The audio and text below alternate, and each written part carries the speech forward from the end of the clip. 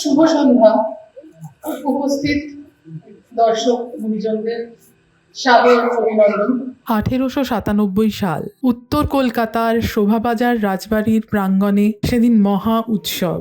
Chicago আন্তর্জাতিক মহাধর্মসভা থেকে প্রত্যাবর্তনের পর কলকাতাবাসীর তরফ থেকে প্রথম নাগরিক সংবর্ধনার আয়োজন করেছিল এই রাজবাড়ি স্বামী বিবেকানন্দকে সম্মান জানানোর জন্য, পুনরায় উদযাপন করার জন্য।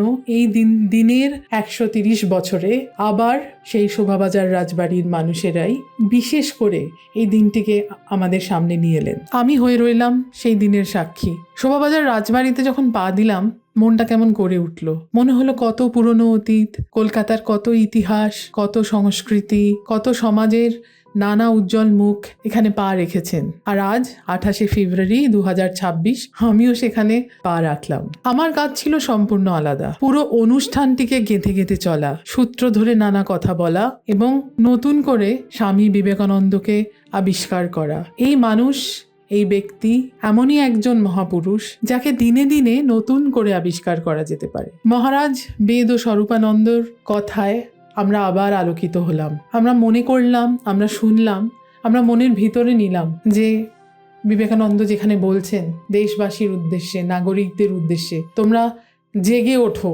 তোমরা কাজ শুরু করো এবং তোমার মধ্যে সমস্ত রকমের কাজ করার ক্ষমতা আছে। তুমি পারবেই যদি তুমি ভিতর থেকে মনস্থির করো এবং একটা ভাবনাতেই লেগে থাকো। সেই ভাবনা নিয়ে সারাদিন ধরে ভাবো এবং তুমি তোমার কাজে নিশ্চয়ই সফল হবে। আমরা শুনলাম, আমরা পড়লাম, তিনি শিষ্যদের বলেছেন মানুষের জন্য কাজ করতে করতে মরে যাও। যেন প্রত্যেক মানুষের নিজের শুদ্ধিকরণ হলো এই সভায়, শোভাবাজার রাজবাড়িতে 2026-এর 28শে ফেব্রুয়ারি।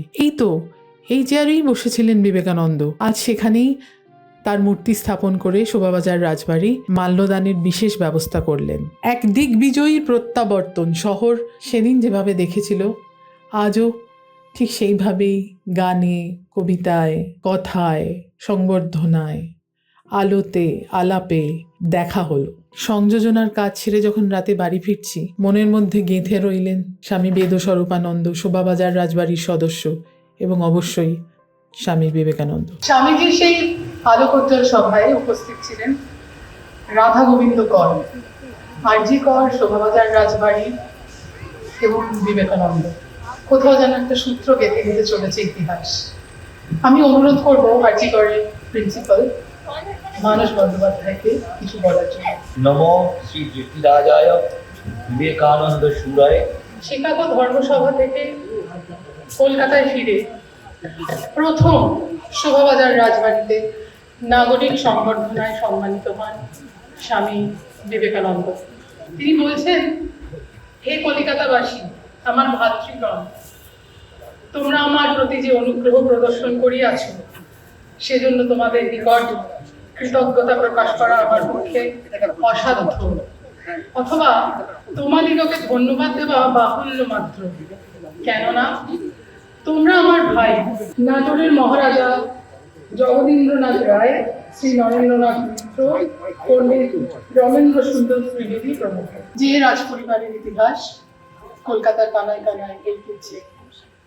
একদা জনহিতকার সাংস্কৃতিক কর্মকাণ্ডের মাধ্যমে তারা নিজেদের শুধু নয়, কলকাতার সাংস্কৃতিক তথা বিশ্বের সাংস্কৃতিক বাঙালিয়ানায় এক নতুন পদক্ষেপ রেখেছিলেন।